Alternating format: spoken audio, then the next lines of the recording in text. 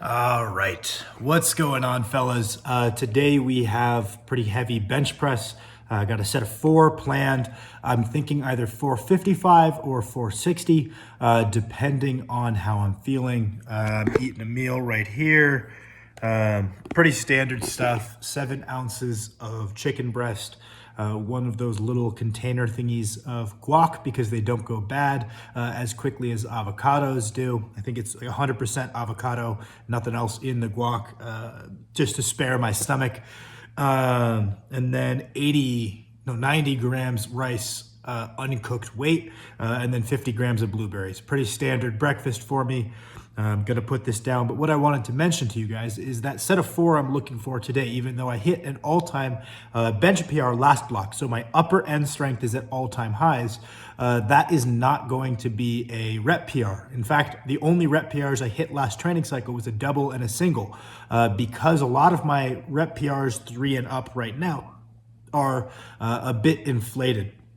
As in like fudging my pauses, fudging my lockouts in the name of chasing numbers, which I see it's a mistake that I will still make sometimes. It's a mistake that other advanced lifters will make sometimes, beginners, people I coach. It's a very frequent issue, and it kind of stems from gaining that understanding of progressive overload. To do more, you have to do more with time. So what I'll see people do is they will either fudge their rep quality to get a heavier set of 5 based on the RPE that they're working off of, or if they are working in a system where they have like a rep out or an AMRAP, they'll fudge their rep quality in order to get more reps. One of my clients just did this the other day on her bench press, right? And you think, oh, well, even if the rep quality was a little off, I did more weight for that set of 5, or I did 8 reps instead of 5 reps. That's going to translate to me being stronger, and that's not necessarily true. Prioritizing maybe a little bit less weight or a fewer reps performed in the style that you wish to perform your 1RM. So if you're looking for a paused 1RM bench, you pause it. If you use a certain grip width on your bench, maybe you'll find that you can inflate your rep PRs via a wider grip on the bench, but a equally hard rep set done with the same grip that you were going to do your max with is probably going to yield you better results. So kind of the same idea. Instead of cutting your squats high, doing a few less reps or a little bit less weight done to the standard you wish to do your 1RM is going to set you up for a better position of success, right? So I have these past rep PRs that are inflated. I still kind of count them because I did the set enough for me.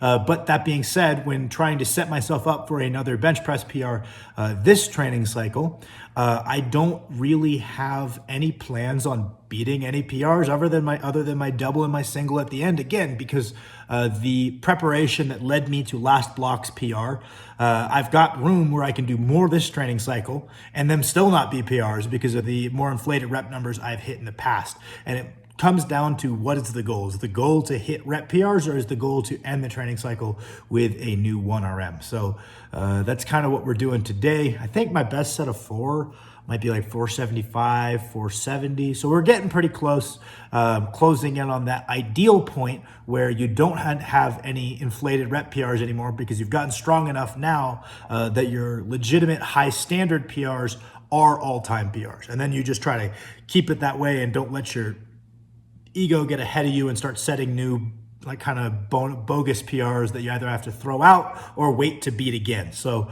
we're getting close to that point. So that's good. Gonna eat this meal, walk ode. Then I've got a bunch of spreadsheets to do. We're gonna eat a pre-workout meal, which maybe I'll show you, maybe I won't. It's pretty much the same thing, but swap the guac for olive oil and swap the blueberries for banana. And then we're gonna go get after it. We're gonna see how that goes.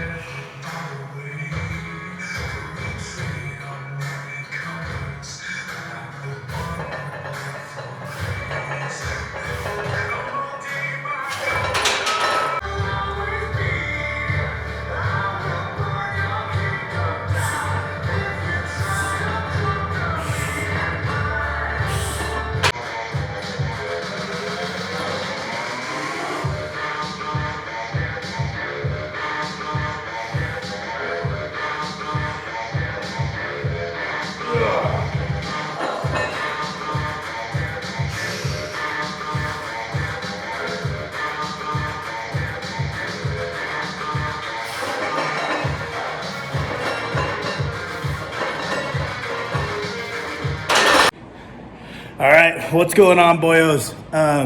Talked about last week how I made a little bit of an error in hitting too much volume on the way up in my efforts to grease the groove. I rewarded a technique that lends itself to success on higher reps and does not lend itself to success on lower reps, which is something I generally recommend avoiding if you're training with the intention of maximizing your 1RM. Usually utilizing techniques that lend themselves to 1RMs rather than inflating rep PRs. Better way to do your volume. So that was problem A. Problem B is I probably pre-fatigued myself a little bit. So we went back to my general old school rule of thumb, which is whatever my target reps on my top set is, I pyramid up by that number of reps. So today is 4s. Again, I wouldn't put this as my method. It's just a style of accumulating volume and greasing the groove on the way up that I find successful on my bench press in particular. I find that even if I'm slightly pre-fatigued, if I'm in good shape, that difference is negated by the fact that I'm always fully warmed up by the time I'm hitting my main set. I think there's good practice if you're really present for those warm-up 4s, right? I mean, on some level, maybe you could even apply specificity to this and say, hey, the best way to warm up for a set of 4 is to do sets of 4. And I like just getting some of that volume out of the way before my top set, like I said, to make sure I'm warmed up, but also so I have to do less afterward.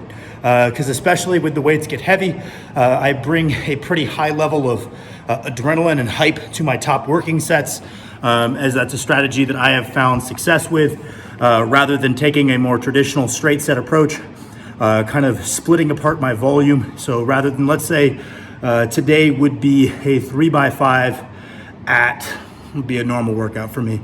Probably right around now, or 3x4. Let's say I was hitting 3 sets of 4, 4 sets of 4, something like that at, I don't know, 425, I think is what I would take if that was the workout. And then taking like linear straight sets, and that was my workout. That's enough to drive me forward, as it probably would be. I have found that adding weight to one of those sets, so let's say taking 460 for one of the 4s, and then to make it so that the average RPE doesn't go sky high and just completely change the fatigue profile of the workout, then dropping back the later sets of 4. So let's just say working off of RPEs, instead of doing 4 sets of 4 at RPE, let's say 7 to 8, instead, I'm taking a top set at a 9 and then the back off 6s. So the average fatigue works out to be pretty similar.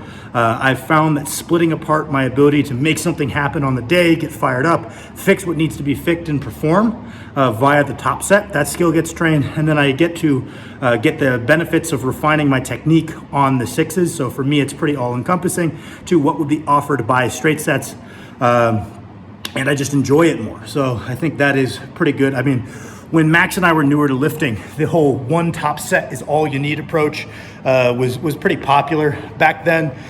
Tested powerlifting, the USAPL in sleeves at least, was first getting its root. Raw lifting was kind of becoming a thing on the tested side of things. And that idea of all you need is one max effort set was largely perpetrated by guys on gear, right? So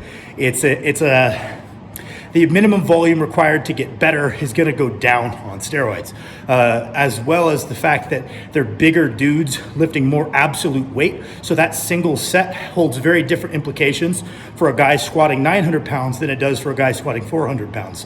That single set for the guy squatting 400 pounds, due to the absolute load being lower, probably poses a little bit smaller stimulus for adaptation.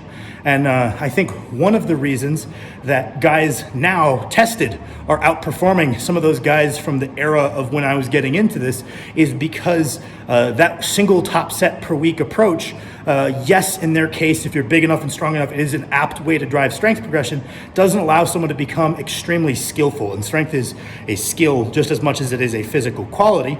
So they're not developing a high level of technical proficiency via this approach for the most part.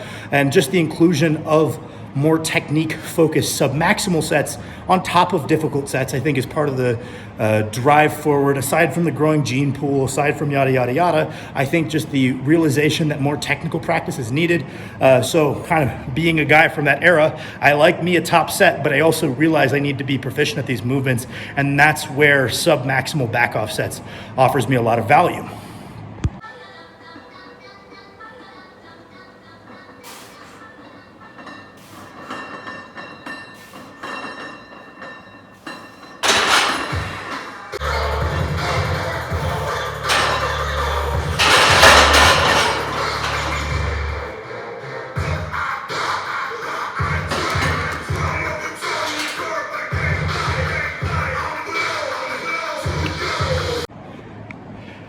Well, that went badly. I forgot to put the other side catch up. Attempted a rep I shouldn't. So that was fun. I'm going to reload the bar. I'm either going to get in a little bit of work to a 2 board before I do the back downs, or just get straight onto the back downs. We will see how I feel. Feel fine. 455 is light, even if it's on the jugular. Lightweight. Shouldn't have failed it if it's such lightweight, but it is what it is. On to some more volume.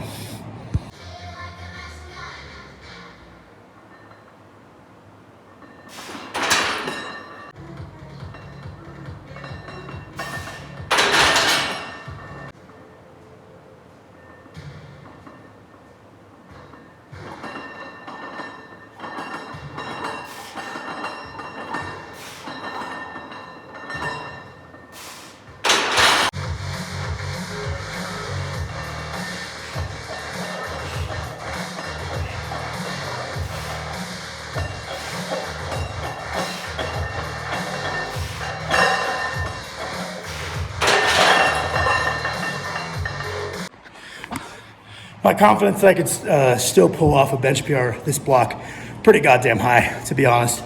Not that it's a good thing, and I should definitely be avoiding it at my level, but I did have one miss right around this time, last time in my training cycle, which, considering they're both around the same point in our progression up to a 1RM, the change I'm going to make going in the future is I have my diet periodized along the same timeline as my training, right? So at the beginning of each training cycle, when my work capacity needs to be a little bit higher to put in the kinds of work necessary to grow my base to then capitalize on, I drop back my calories, let my body come back about 10 pounds, and then I ramp up my caloric intake across the block. In some ways, it's definitely counterintuitive because you'd think during the early phase when the workload is the highest, that is when you'd want the most calories because that's like hypothetically a hypertrophy focused phase. I've tried to get away from thinking of it as just hypertrophy. I think of it as more about training general strength qualities. So technique, hypertrophy, work capacity, and all of those all together rather than thinking of it strictly as a muscle building phase. And the reduced calories is not conducive to the hypertrophy part, but it is conducive to the work capacity development part. And so because I keep in hypertrophy work across the entire training cycle, I think it's okay that I ramp the calories alongside the workload. I feel better lifting heavier when I am just slightly heavier. So my change going forward will be probably bumping the calories just a week or two earlier than what I have done historically in my 10 microcycle block. So that'll be my main adjustment. I think if I were to guess what went wrong today, aside from the fact that I'm starting to dislike the deadlift bar a little bit, and the fact that I did not remember that there are 2 catches. Well, I attempted a rep I shouldn't have. I should have known that my back tightness was thrown off enough by that point. That was not wise, but why wasn't I stronger today? My assumption is that I've stayed a little bit too light, a little bit too long. This is the 4th microcycle of this training block. So I think I'm gonna have the notably drop back calories for like 2 weeks, but then bump to an more intermediate intake for the following 2 weeks. So that way, by the time I was at this point, I would have been in a caloric surplus for over a week. So I think, or at least at caloric maintenance. So that'll be my adjustments. That's my guess. What's going wrong is a little bit too light for where I like to be at this point in a training cycle, so adjustments are being made. Also, so I hit 415 for 5, just as more of an extra top set than anything else. Didn't move too good. Obviously a little fatigued, not a problem. Moved on to some very light back downs. Took the first one at 345, taking the second one at 355. Definitely gonna ramp up the back off weight pretty soon. Now that the pec is feeling awesome, I definitely am able to push the workload now that I was unable to earlier this block, so feeling pretty good about that. If anybody is worried about the bench fail, I'm fine. If me and Max got nothing else, we got that Sheather durability genetics. Max rolled his car off the highway and was fine to train the next day. I can take a medium bench weight to the jugular. It's not gonna hurt me. You guys don't have to worry.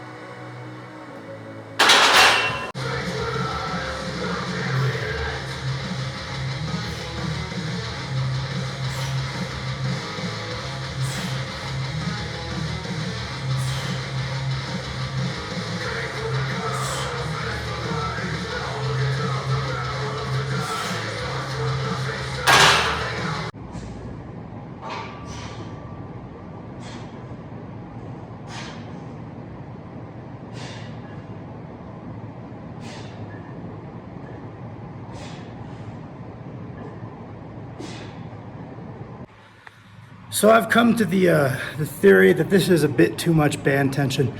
I've talked in the past about how I like using light bands as a variation because it's very close and technically identical to the motion we want to get better at. So it does meet that kind of specificity barrier, even though bands are usually associated with conjugate with a fixed amount of band tension and using variable bar weight. I mean, they can be done as just a linear motion. So I don't think they're inherently conjugate at all. And if the bands are quite light, it's a very high specificity motion. Nothing magical about this, no data or anything like that, but I've always benefited from banded overhead press. And my rule of thumb has always been to use an amount of band tension that takes about 10% off of the bar weight. So let's say a working set of 5. Say I'm in okay shape on I'm getting back up there. A working set of 5 when I was doing this with the lighter bands that work better would be like 300 for 5. I would be looking for about 270, 275, 265 for my set of 5 with bands if I had selected what I felt was an appropriate weight. That was just a rule of thumb that I like to work off of, to where I felt like the amount of straight weight at the bottom was at 90% was still very much relevant to building strength and technically similar. Unfortunately, the only pair of lighter bands I have are a little bit uneven, and the floor is already uneven here, so try not to add any more unevenness to my overhead. But I don't really have the spare money at the moment to buy a fresh pair of like Elite FTS's oranges or just a lighter pair of reds. So we're gonna rock and roll with what we've got until that changes, and then I'll get something that's just a little bit lighter. Because I think I got a set of 7 at 205, which, bearing in mind pre-fatigued from doing all of my bench pressing first, but I could take for about a set of 7 right now, I'd guess like 255, 260, all out fresh. So I'd be looking more, maybe pre-fatigued for this to be more like 2 plates. So we're a little bit too heavy on the bands, but definitely will still get the job done. Can't complain too much. If anything, I'll just have a very strong overhead position.